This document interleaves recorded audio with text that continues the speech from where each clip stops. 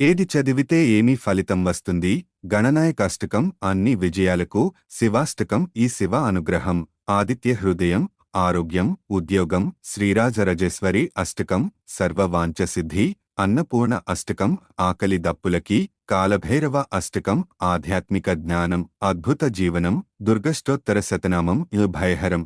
విశ్వనాథ అష్టకం ఈ విద్య విజయం సుబ్రహ్మణ్యం అష్టకం,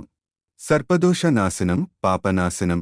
హనుమాన్ చాలీసా శని బాధలు, పిశాచపీడ, విష్ణు శతనామ స్తోత్రం పాపనాశనం, వైకుంఠ ప్రాప్తి, శివ అష్టకం, సత్కళత్ర, సత్పురుష, భ్రమరాంబిక అష్టకం, సర్వ శుభప్రాప్తి, శివషడక్షరీ స్తోత్రం, సత్కళత్ర, సత్పురుష పాప్తి, లక్ష్మీనరసింహ స్తోత్రం, ఆపదలో సహాయం, పీడనాశనం, కృష్ణ అష్టకం, కోటి జన్మపాపనాశనం, ఉమామహేశ్వర స్తోత్రం, భార్యాభర్తల అన్యోన్యత, శ్రీరామరక్ష స్తోత్రం, హనుమాన్ కటాక్షం, లలిత పంచరత్నం, స్త్రీ కీర్తి, శ్యామాల దండకం, యవాక్శుద్ధి, త్రిపుర సుందరీ స్తోత్రం, సర్వజ్ఞాన ప్రాప్తి,